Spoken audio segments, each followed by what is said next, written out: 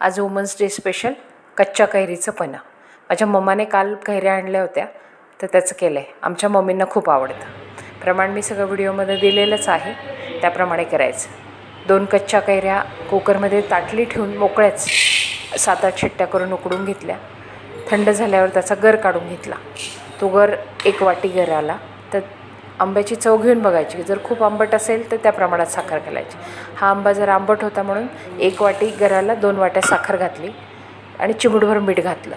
सगळं छान मिक्स करून घेतलं आणि त्याच्यानंतर मीठ घालून परत मिक्स करून घेतलं आणि पुन्हा त्याच्यामध्ये ज्या वाटीने साखर घातली होती तेवढं वाटीभर पाणी घातलं.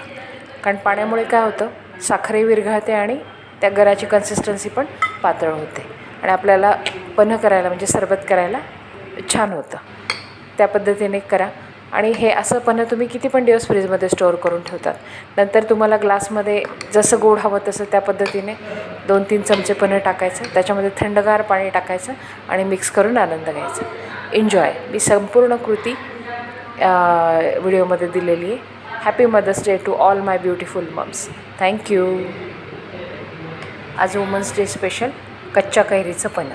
माझ्या मम्माने काल कैऱ्या आणल्या होत्या तर त्याचं केलं आहे. आमच्या मम्मींना खूप आवडतं. प्रमाण मी सगळं व्हिडिओमध्ये दिलेलंच आहे, त्याप्रमाणे करायचं. 2 कच्च्या कैऱ्या कुकरमध्ये ताटली ठेवून मोकळ्याच 7-8 शिट्ट्या करून उकडून घेतल्या.